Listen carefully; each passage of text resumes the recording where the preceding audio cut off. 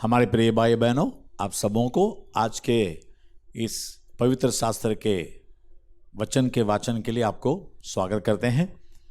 और खुशी की बात है, तो आज भी वचन हम पढ़ने से पहले एक छोटी सी प्रार्थना करेंगे। प्यारे पिता परमेश्वर, धन्यवाद देते हैं प्रभु, तेरा वचन अग्नि के समान है और चट्टान को भी तोड़ने वाले एक हथौड़े के समान है। हाँ प्रभु, इतने सामर्थ्य वचन तो हमें दिया है। आज भी तेरे वचन हर एक के जीवन में क्रिया करने दे, आशीष को लाने दे। प्यारे प्रभु यीशु मसीह के नाम से हम मांगते पिता, आमीन आमीन। आज लेवी के किताब में 14 अध्याय पढ़ेंगे। फिर यहोवा ने मूसा से कहा, कोढ़ी के शुद्ध ठहराने की व्यवस्था यह है, वह याजक के पास पहुंचाए जाए। याजक छावनी के बाहर जाए और याजक उस कोढ़ी को देखे, और यदि उसके कोढ़ की व्याधि चंगी हुई हो तो याजक आज्ञा दे कि शुद्ध ठहराने वालों के लिए 2 शुद्ध और जीवित पक्षी, देवदार की लकड़ी और लाल रंग का कपड़ा और जुफा, ये सब लिए जाए। और याजक आज्ञा दे कि एक पक्षी बहते हुए जल के ऊपर मिट्टी के पात्र में बलि किया जाए। तब वो जीवित पक्षी को देवदार की लकड़ी और लाल रंग के कपड़े और जुफा, इन सबों को लेकर एक संग उस पक्षी के लहू में जो बहते हुए जल के ऊपर बलि किया गया हो डुबा दे, और कोढ़ से शुद्ध करने वाले पर 7 बार छिड़क कर उसको शुद्ध कराए। तब वो जीवित पक्षी को मैदान में छोड़ दे। और शुद्ध ठहराने वाला अपने वस्त्रों को धोए और सब बाल मुड़वा कर जल से स्नान करे, तब वो शुद्ध ठहरेगा। और उसके बाद वो छावनी में आने पाए, पर तो 7 दिन तक अपने डेरे से बाहर ही रहे। और 7वां दिन वह सिर, दाढ़ी और बाहों के सब बाल मुड़ाएं और सब अंग मुंडन कराए और अपने वस्त्रों को धोए और जल से स्नान करे, तब वह शुद्ध ठहरेगा। 8वें दिन वह 2 निर्दोष भेड़ के बच्चे और 1 वर्ष की निर्दोष भेड़ की बच्ची और अन्न बलि के लिए तेल से सना हुआ एपा का 3/2 अंश मैदा और लोज भर तेल लाए। और शुद्ध ठहराने वाला याजक इन वस्तुओं समेत उन शुद्ध होने वाले मनुष्य को यहोवा के सम्मुख मिलाप वाले तंबू के द्वार पर खड़ा करे। तब याजक एक भेड़ का बच्चा लेकर दोष बलि के लिए उसे और उस लोज पर का तेल को समीप लाए, और इन दोनों को हिलाने की भेड़ के लिए यहोवा के सामने हिलाए। और वह उस भेड़ की बच्ची को उसी स्थान में जहाँ वह पाप बलि और होम बलि पशुओं को बलिदान किया करेगा, अर्थात पवित्र स्थान में बलिदान करे। क्योंकि जैसा पाप बलि याजक का निज भाग होगा, वैसा ही दोष बलि भी उसी का निज भाग ठहरेगा, वह परम पवित्र है। तब याजक दोष बलि के लहू में से कुछ लेकर शुद्ध ठहरने वाले के दाहिने कान के सिरे पर और उसके दाहिने हाथ और दाहिने पांव के अंगूठा पर लगाए। तब याजक उस लोज भर तेल में से कुछ लेकर अपने बाएं हाथ के हथेली पर डाले, और याजक अपने दाहिने हाथ की उंगली को उसके बाईं हथेली पर के तेल में डुबाकर उस तेल में से कुछ अपनी उंगली से यहोवा के सम्मुख 7 बार छिड़के। और जो तेल उसकी हथेली पर रह जाएगा, याजक उसमें से कुछ शुद्ध होने वाले के दाहिने हाथ कान के सिरे पर और दाहिने हाथ और दाहिने पांव के अंगूठा पर दोष बलि के लहू के ऊपर लगाए। और जो तेल याजक की हथेली पर रह जाए, उसको वह शुद्ध होने वाले के सिर पर डाल दे, और याजक उसके लिए यहोवा के सामने प्रायश्चित करे। याजक पाप बलि को भी चढ़ाकर उसके लिए जो अपनी अशुद्धता से शुद्ध होने वाला हो प्रायश्चित करे, और उसके बाद होम बलि पशु का बलिदान करके अन्न बलि समेत वेदी पर चढ़ाए, और याजक उसके लिए प्रायश्चित करे और वह शुद्ध ठहरेगा।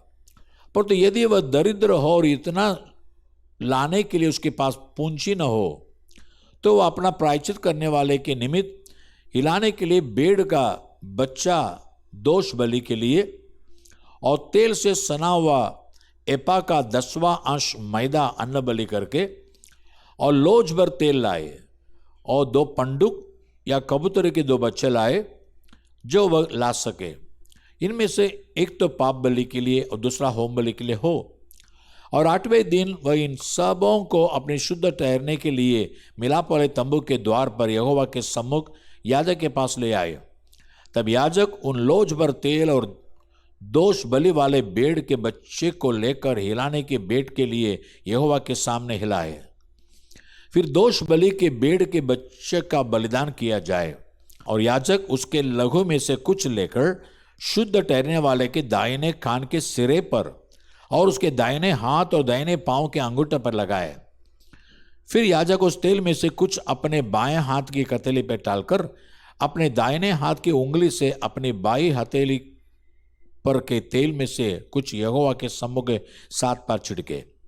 फिर याजक अपने हथेली पर के तेल में से कुछ शुद्ध करने वाले के दाहिने कान के सिरे पर और उसके दाहिने हाथ और दाहिने पांव के अंगूठा पर दोष बलि के लहू के स्थान पर लगाए। और जो तेल याजक के हथेली पर रह जाए उसे वह शुद्ध ठहरने वाले के लिए यहोवा के सामने प्रायश्चित करने को उसके सिर पर डाल दे। तब वह पंडुकों या कबूतरी के बच्चों में से जो वह ला सका हो एक को चढ़ाए, अर्थात जो पक्षी वह ला सका हो उनमें से वह एक को पाप बलि के लिए और अन्न बलि समेत दूसरों को होम बलि के लिए चढ़ाए। इस रीति से याजक शुद्ध ठहरने वालों के लिए यहोवा के सामने प्रायश्चित करे। जिसे कोढ़ की व्याधि हुई हो और उसकी इतनी पूंजी न हो कि वह शुद्ध ठहरने की सामग्री को ला सके, तो उसके लिए यही व्यवस्था है। फिर यहोवा ने मूसा और आरोन से कहा, जब तुम लोग कनान देश में पहुंचो जिसे मैं तुम्हारे निज भूमि होने के लिए तुम्हें देता हूं, उस समय यदि मैं कोढ़ की व्याधि तुम्हारे अधिकार के किसी घर में दिखाऊं, तो जिसका वह घर हो वह आकर याजक को बता दे कि मुझे ऐसा दिखाई पड़ता है कि घर में मानो कोई व्याधि है। तब याजक आज्ञा दे कि उस घर में व्याधि देखने के लिए मेरे जाने से पहले उसे खाली करो। कहीं ऐसा ना हो कि जो कुछ घर में हो वह भी सब अशुद्ध ठहरे। और पीछे याजक घर देखने को भीतर जाए, तब उस व्याधि को देखे, और यदि वह व्याधि घर की दीवारों पर हरी हरी या लाल लाल मानो खुदी हुई लकीरों के रूप में हो और ये लकीरें दीवार में गहरी देख पड़ती हो, तो याजक घर से बाहर द्वार पर जाकर घर को 7 दिन तक बंद कर रखे और 7वें दिन याजक आकर देखे, और यदि वह व्याधि घर की दीवारों पर फैल गई हो तो याजक आज्ञा दे कि जिन पत्थरों को व्याधि हैं उन्हें निकालकर नगर से बाहर किसी अशुद्ध स्थान में फेंक दे, और वह घर के भीतर चारों ओर कुरचवाए, और वह कुरचन की मिट्टी नगर से बाहर किसी अशुद्ध स्थान में डाली जाए, और पत्थरों के स्थान पे और दूसरे पत्थर लेकर लगाएं, और याजक ताजा गारा लेकर घर की जुड़ाई करे। यदि पत्थरों के निकाले जाने और घर के कुर्चे और लेसे जाने के बाद वह व्याधि फिर घर में फूट निकले, तो याजक आकर देखे, और यदि वह व्याधि घर में फैल गई हो तो वह जान ले कि घर में गलित खोड़ है, वह अशुद्ध है, और वह सब गारे समेत पत्थर, लकड़ी और घर को खुदवा कर गिरा दे, और उन सब वस्तुओं को उठवाकर नगर से बाहर किसी अशुद्ध स्थान पर फिकवा दे। और जब तक वह घर बंद रहे तब तक यदि कोई उसमें जाए तो वह सांझ तक अशुद्ध रहे।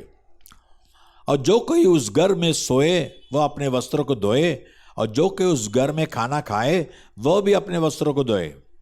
पर यदि याजक आकर देखें कि जब से घर लेसा गया है तब से उसमें व्याधि नहीं फैली हो, तो यह जानकर कि वह व्याधि दूर हो गई है, घर को शुद्ध ठहराए, और उस घर को पवित्र करने के लिए 2 पक्षी, देवदार की लकड़ी, लाल रंग का कपड़ा और जूफा लाए, और एक पक्षी बहते हुए जल के ऊपर मिट्टी के पात्र में बलिदान करे।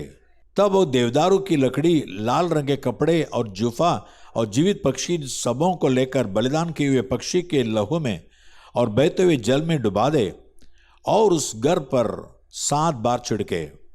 इस प्रकार वह पक्षी के लहू और बहते हुए जल और जीवित पक्षी और देवदार की लकड़ी और जूफा और लाल रंग के कपड़े के द्वारा घर को पवित्र करे।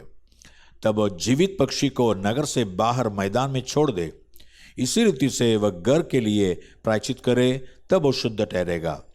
सब बांदी के कोढ़ के व्याधि और सेहुए और वस्त्र और घर के खोड़ और सूजन और पफड़ी और दाग के विषय में शुद्ध और अशुद्ध ठहराने की शिक्षा देने की व्यवस्था यही है।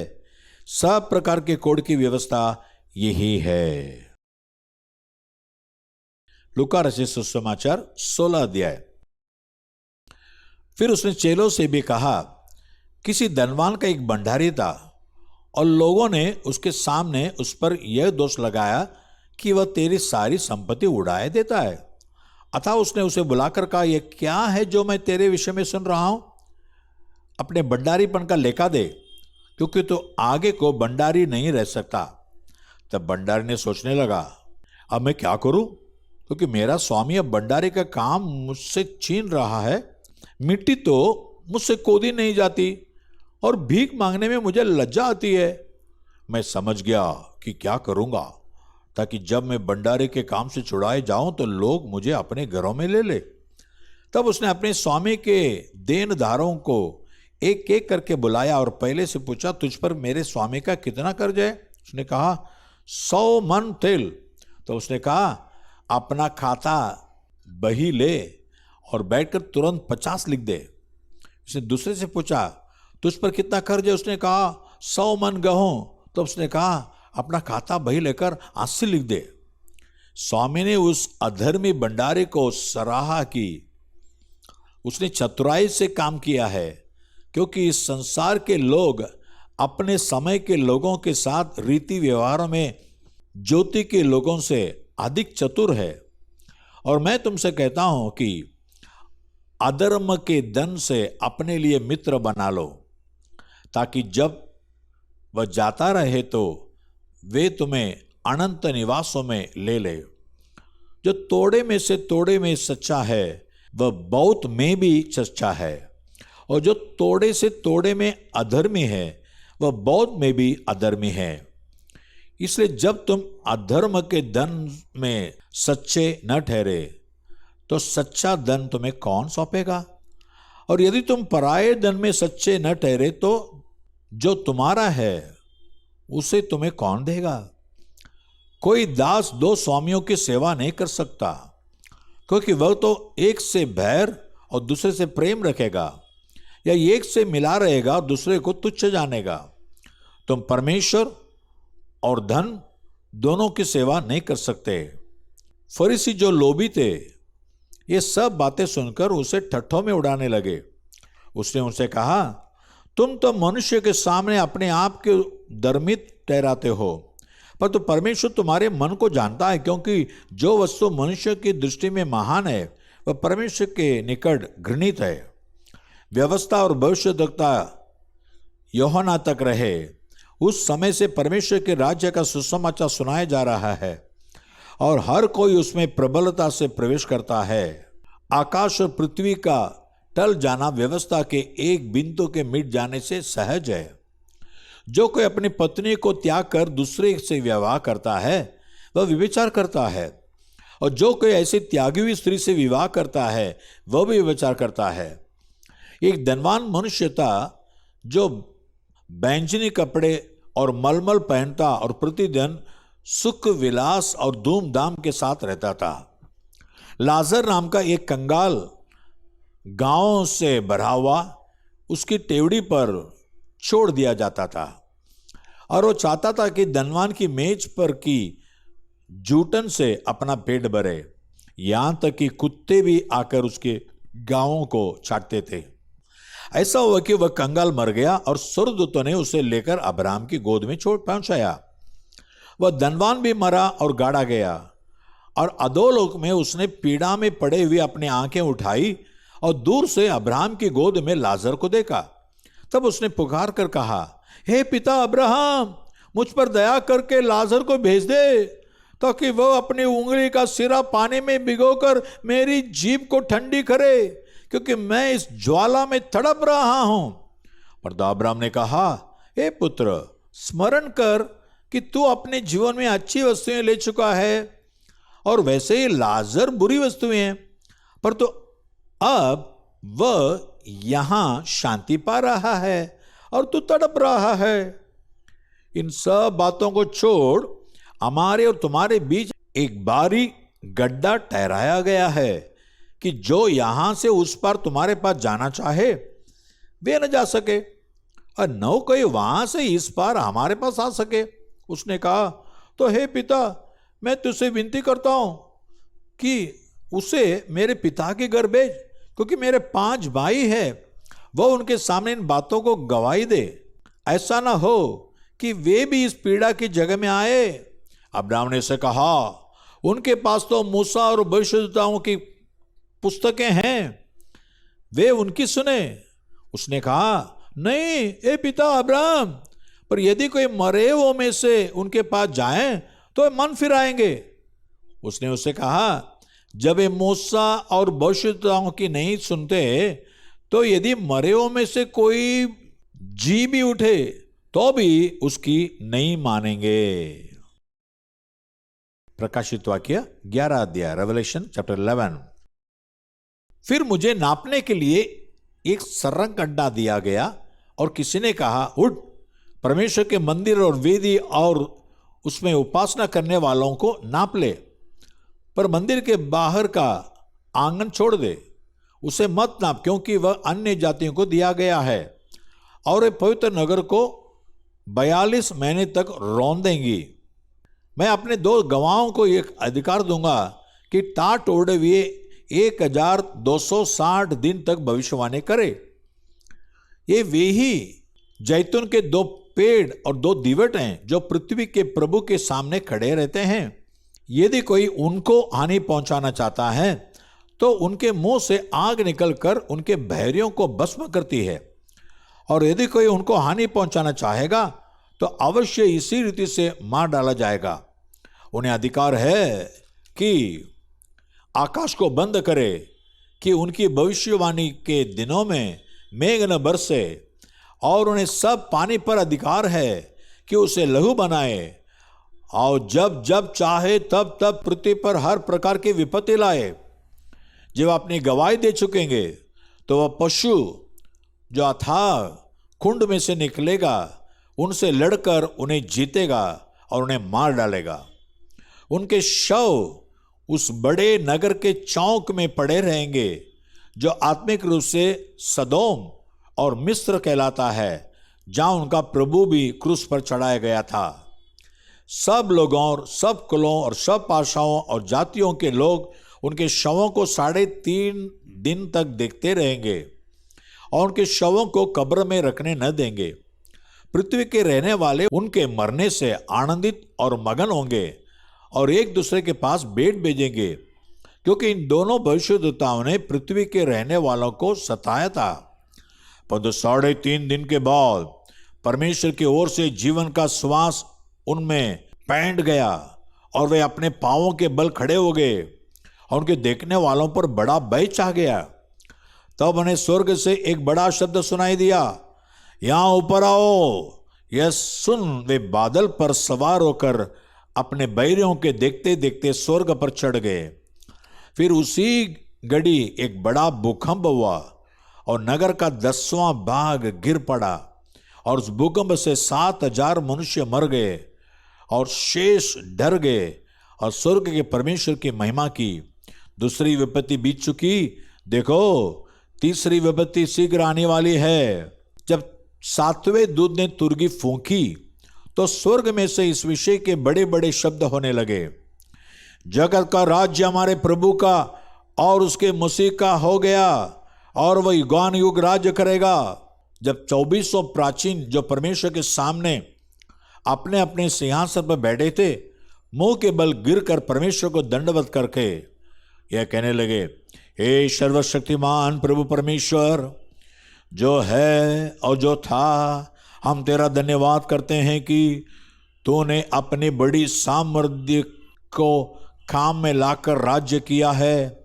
जातियों ने क्रोध किया, पर तेरा प्रकोप आ पड़ा और वह समय आ पहुंचा है कि मरे हुओं का न्याय किया जाए और तेरे दास भविष्यद्वक्ताओं और पवित्र लोगों को और उन छोटे बड़ों को जो तेरे नाम से डरते हैं बदला दिया जाए और पृथ्वी के बिगाड़ने वालों नष्ट किया जाए। तब परमेश्वर का जो मंदिर स्वर्ग में है वह खोला गया और उसके मंदिर में उसकी वाचा का संदूक दिखाई दिया और बिजलियां और शब्द और गर्जन और भूकंप हुए और बड़े ओले पड़े। आमीन। प्रिय भाई बहनों, आज भी देखिए कि आखिरी दिन में कैसे विपत्ति आ रही है। इससे हमें बचना है, बच के रहना है। जैसा यीशु मसीह ने हमें सिखाया है, हमें उसके मार्ग में चलना है। परमेश्वर के मार्ग में चलिए, परमेश्वर के वचन मांग के चलिए। जैसा धनवान मनुष्य दुनिया में मौज मस्ती में रहा, धूमधाम से रहता था, सुख विलास करता था, आखिर में अधोलोक में जाकर गिरा। लेकिन लाजर दुनिया में तकलीफ उठाया, लेकिन वो तो स्वर्ग में अब्राहम के गोद में बैठा है। दुनिया में दुख तकलीफ होंगे, सह लीजिए, लेकिन दुनिया के मौज मस्ती के पीछे मत जाइए। यीशु जल्दी आ रहा है और सबका न्याय भी होगा, सबको प्रतिफल भी मिलेगा। आप किस तरफ रहेंगे?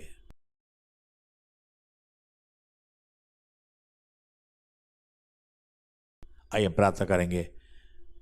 प्यारे पिता परमेश्वर, धन्यवाद है आज के वचन के लिए। धन्यवाद करते हैं प्रभु, तेरे वचन के जरिए हमसे तो बात किया है प्रभु। एक धनवान मनुष्य, एक गरीब मनुष्य लाजर, दोनों का यहां तो लाजर का हाल बेहाल है और धनवान मनुष्य बस खुशहाल है। लेकिन वहां स्वर्ग में पहुंचने के बाद बिल्कुल बातें पलटी गई। प्रभु, हम भी सावधान होकर दुनिया में परमेश्वर देने आशीष से हम धन्यवादित रहे और कष्ट दुख में भी प्रभु के नाम लेकर विश्वास में स्थिर रहे और दुनिया में आने वाले सारे विपत्ति से बच कर रहना है प्रभु। छोटे बड़ों को तो बदला यानी प्रतिफल देने वाला, बख्शिश देने वाला है। यीशु मसीह के आगमन में हम अच्छे कर्म कर कर यीशु को मानकर हमें बख्शिश पाना है, हमें दंड नहीं पाना है। प्रभु, वचन सुने हर एक को प्रभु तेरे वचन के जरिए तूने बात किया, तेरे पवित्र आत्मा से उनको भर दे प्रभु और सही रास्ते पे चला आशीष कर। प्यारे पिता यीशु मसीह के नाम से मांगते पिता, amen and amen. God bless you. परमेश्वर आपको आशीष करे।